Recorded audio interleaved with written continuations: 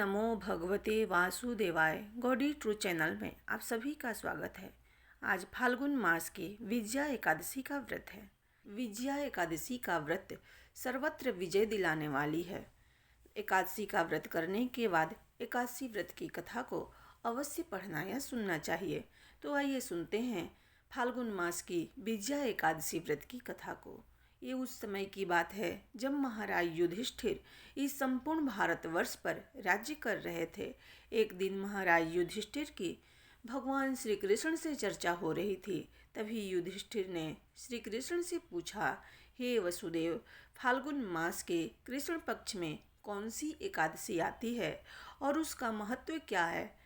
भगवान श्री कृष्ण ने कहा, हे राजन, फाल्गुन मास के कृष्ण पक्ष में आने वाली एकादशी का नाम विजया एकादशी है और इसके विषय में एक समय नारद मुनि ने स्वयं ब्रह्मा जी से इसके बारे में जानने की जिज्ञासा प्रकट की थी, जिसके उत्तर में ब्रह्मा जी ने उन्हें इस विजया एकादशी की कथा नारद जी से कही थी। सो मैं आपसे कहता हूँ। ब्रह्मा जी कहते हैं कि हे नारद, फाल्गुन मास के कृष्ण पक्ष में आने वाली ये विजया एकादशी अपने नाम के अनुसार ही विजय प्राप्त करने वाली है। इसकी कथा का श्रवण सभी पापों का नाश करता है। अनेक वर्षों पूर्व जब भगवान राम अपने पिता की आज्ञा अनुसार वन में गए थे, तब पंचवटी में रावण ने माता सीता का अपहरण कर लिया था। उस समय माता सीता को भाई लक्ष्मण के साथ उन्हें वन वन खोज रहे थे। ऐसे में उनकी भेंट जटायु से हुई और फिर उन्होंने कमबंध राक्षस का वध किया। तत्पश्चात सुग्रीव से मित्रता की, वानर सेना एकत्रित करके और सीता माता की खोज में श्री राम ने हनुमान को लंका में भेजा तथा कुछ समय बाद ही श्री हनुमान सीता माता का पता लेकर वापस आ गए। फिर भगवान राम ने लंका पर विजय प्राप्त करने के लिए समुद्र की ओर प्रस्थान किया, लेकिन समस्या ये थी कि समुद्र को पार कैसे किया जाए। इतनी बड़ी भारी सेना के साथ उसी समय लक्ष्मण ने अपने भाई श्री राम जी से कहा कि हे भ्राता श्री राम, आप ही आदि देव और पुराण पुरुषोत्तम हो, आपसे कुछ भी अज्ञात नहीं है। आप ये भी जानते हैं कि हम जिस द्वीप पर हैं उसी स्थान पर महान ऋषि वदकालभ्य का आश्रम है। क्यों न हम उन्हीं से इस समस्या का समाधान पूछें।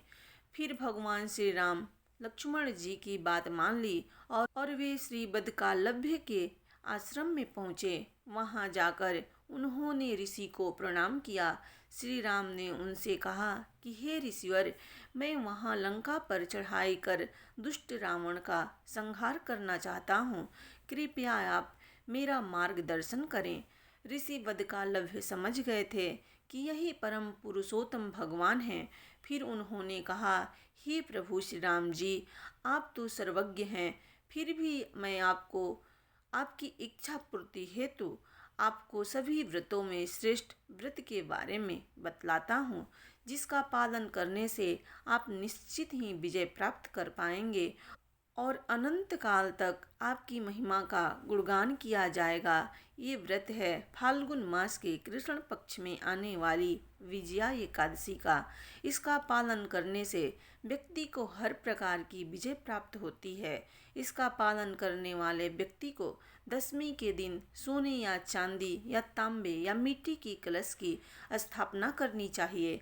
उसके उपरांत एकादशी के दिन पुष्पमाला, चंदन, सुपारी, नारियल अर्पित करके उस कलश की पूजा करनी चाहिए। संपूर्ण एकादशी में अखंड दीपक जलने से व्रत की सिद्धि होती है। उसे अगले दिन द्वादशी के दिन किसी नदी के किनारे जाकर उस कलश की पूजा करनी चाहिए और फिर उसे किसी ब्राह्मण को दान करना चाहिए।